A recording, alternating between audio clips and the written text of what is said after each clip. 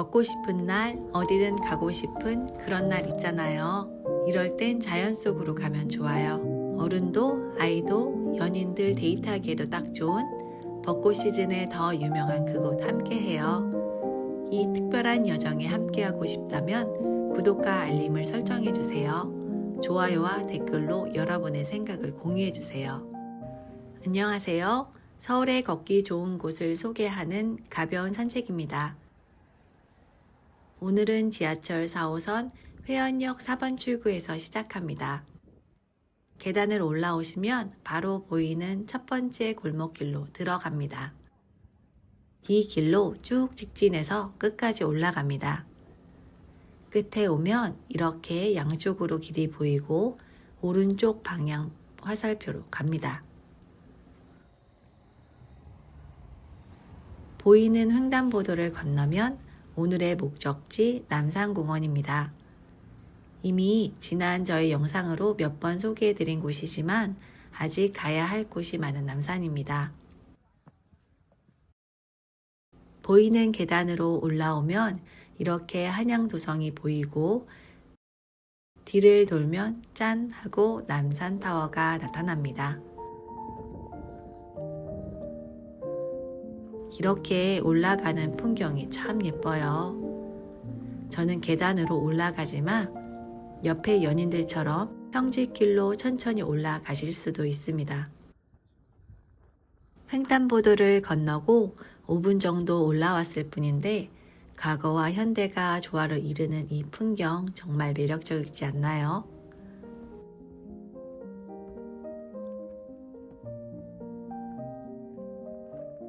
계단에서 내려오면 넓게 조성된 백범광장공원이 나옵니다. 독립운동가 백범 김구 선생님과 이시영 선생님의 동상이 있습니다.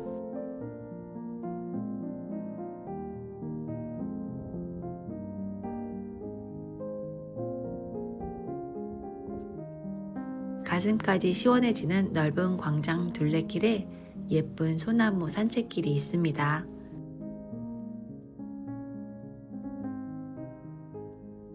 이제 이 길로 지나서 남산 중심으로 걸어갈게요. 이날 점심 무렵에 산책을 나갔는데 주변 직장인 분들도 보이고 강아지랑 산책 나온 분들도 여럿 계셨어요.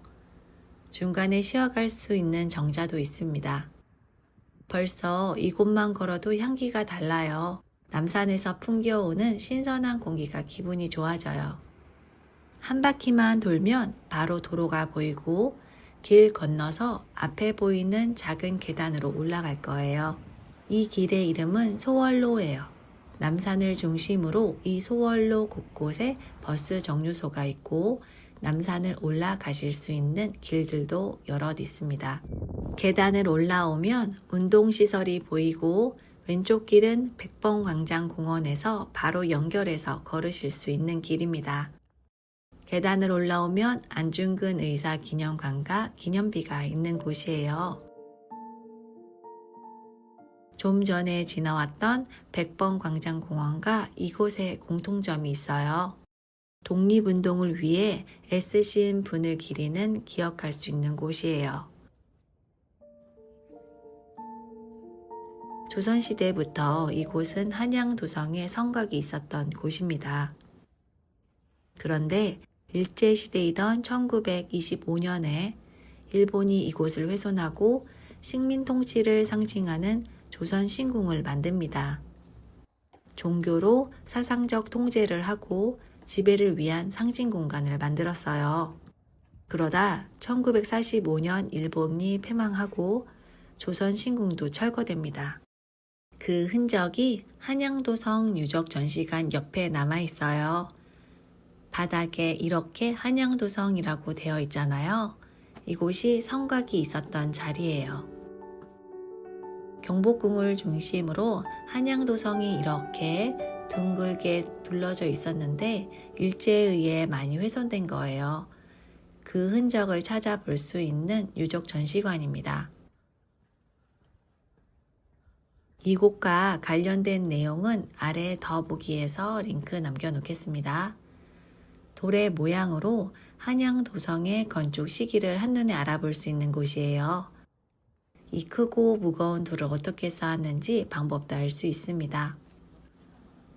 옆으로 조선신궁 배전터가 있습니다. 그리고 잠시 뒤에 보시게 되겠지만 남산에 있는 팔각정 자리가 원래 국사당터입니다.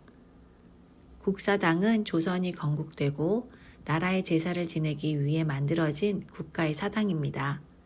그런데 일본이 조선신궁을 만들고 일본의 신보다 위에 있는 신은 있을 수 없다 하여 국사당을 없애고 인왕산 기슭으로 옮기게 합니다.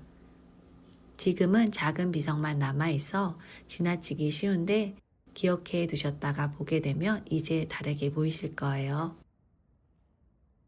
이제 곧 봄이 찾아오잖아요. 서울에서 벚꽃 명소로 유명한 남산의 벚꽃길 알려드릴게요. 한양도성 유적 전시관 끝에 오면 내려가는 계단이 보입니다. 쭉 내려가면 도로가 나와요. 이 도로 옆이 남산도서관입니다. 버스로 오시면 남산도서관에서 내리시면 바로 벚꽃길입니다. 지도에 핑크로 표시된 벚꽃길을 걸어 녹색으로 표시된 길로 올라갈 거예요. 이렇게 인도와 도로가 있는데 이 도로는 남산타워에서 내려오는 버스가 지나가는 길입니다. 이제부터 평지길로 걸어서 올라가면 됩니다. 초입부터 벌써 소나무 향기가 아주 기분 좋게 합니다. 남산에 소나무가 많은데 특히 이 벚꽃길을 중심으로 아래 위로 소나무 군락지가 있어요. 잠시 뒤에 보시겠지만 우리나라에서 관리하는 국가산림문화자산인 소나무 숲이 있는 곳입니다. 그리고 벚꽃길 초입부터 남산타워까지 힘들지 않게 천천히 40분 정도 걸으면 도착합니다. 참고로 살짝 열이 올라오는 정도의 경사도예요. 어르신들도 아이들도 걷기에 아주 좋은 곳입니다. 이렇게 눈이 있는 겨울인데도 산책길이 좋다 보니 운동 나오신 분들이 많이 계세요. 남산타워까지 걸어서 올라가고 싶은데 최단거리로 쉽게 올라가고 싶은 분이라면 이곳 남산도서관에서 시작해서 올라가시면 됩니다. 여기 이곳 정말 예쁘지 않나요?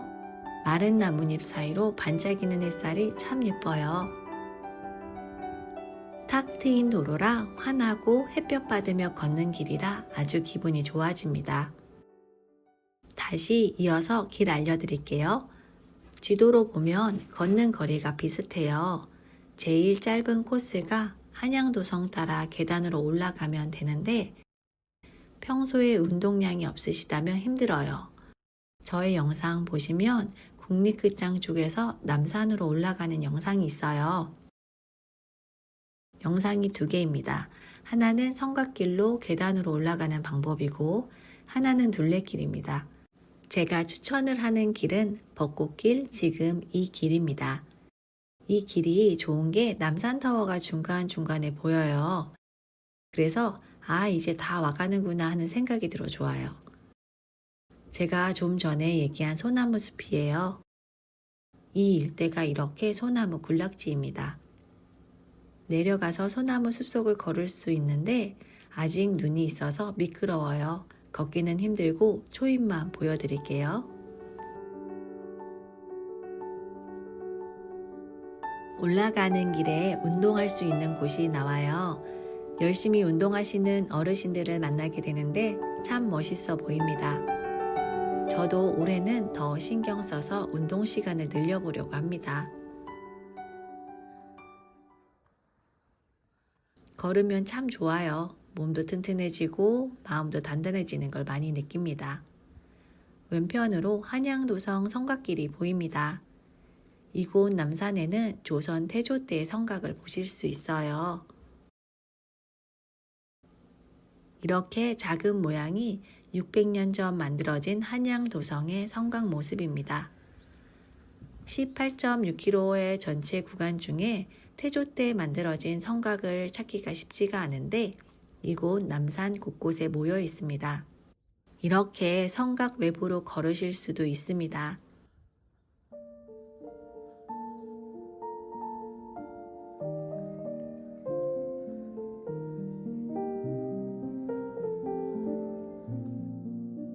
남산으로 올라가면 이렇게 멋진 서울 풍경이 활짝 펼쳐져요. 하늘이랑 참 예쁘죠?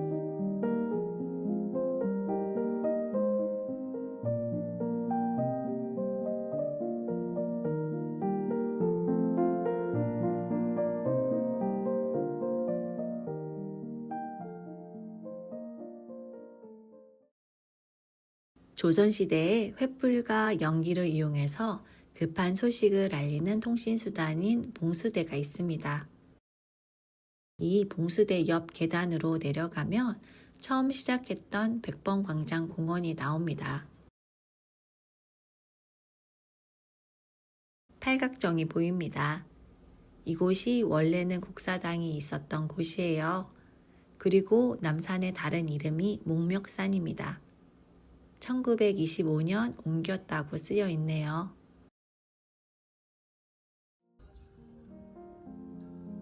오늘 저의 산책 코스 어떠셨나요?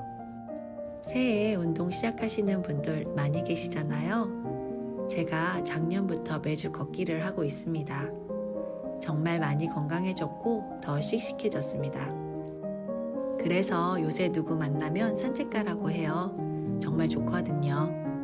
힘들지 않고 햇볕도 세고 그럼 기분도 좋아지고요.